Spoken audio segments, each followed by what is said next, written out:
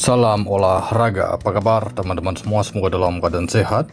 Di laga ini saya membahas pertandingan tuan rumah Real Betis menghadapi Real Sociedad. Terlihat di laga ini Real Betis dengan formasi 4-2-3-1, sedangkan Real Sociedad dengan formasi 4-2-4-1 ya. Tuan rumah Real Betis ada 4 pemain mereka mengalami cedera, sedangkan tim tamu Real Sociedad ada 3 pemain saja. Dari 5 laga pertama Real Betis meraih 6 poin, sedangkan Real Sociedad 2 poin dari 4 laga ya. Nampaknya Real Betis ini masih belum meraih kemenangan ataupun satu kali kemenangan ya. Satu kali kemenangan dan menghadapi Alaves. Jadi untuk laga ini menurut versi saya sendiri kemungkinan besar laga bisa imbang 90 menit ataupun kemenangan Real Betis ya. Kemudian memasuki di laga yang kedua, saya membahas pertandingan Middlesbrough menghadapi West Brom. Di laga ini Middlesbrough dengan formasi 3-4-2-1, sedangkan West Brom dengan formasi 4-2-3-1 ya. Terlihat di laga ini Middlesbrough ada 2 pemain mereka mengalami cedera, sedangkan West Brom di laga ini ada 4 pemain. Ini masih awal musim ya. Dari 5 laga pertama untuk Middlesbrough mereka berada di puncak klasemen dari 13 poin ya dari 5 laga, sedangkan 5 laga pertama West Brom 10 poin, hanya selisih 3 poin saja untuk kedua tim ini. Terlihat dari head-to-head performa kandang Middlesbrough ini cukup baik, tidak menutup kemungkinan laga bisa dimenangkan oleh tuan rumah Middlesbrough, adapun bisa berakhir di skor imbang.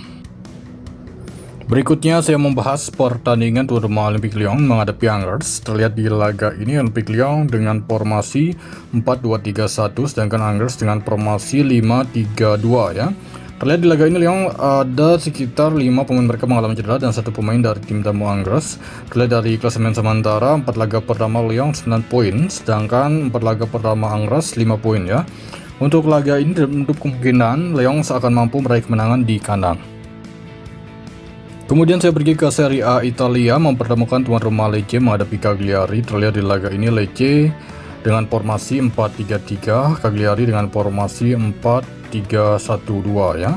Terlihat di laga ini tuan rumah Lecce ada 3 pemain mereka mengalami cedera dan 2 pemain dari tim tamu Cagliari. Terlihat dari awal musim ini dari 3 laga pertama untuk tuan rumah Lecce 1 poin ya.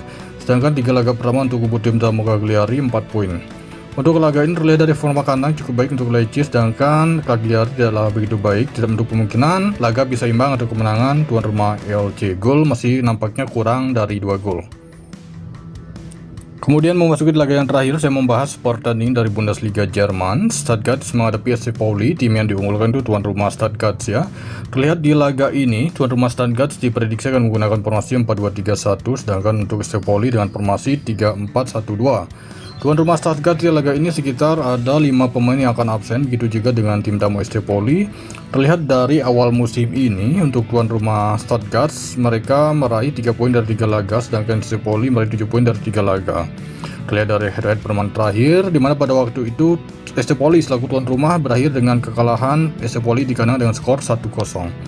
Untuk laga ini imbang ataupun selisih 1 gol untuk kemenangan Stuttgart.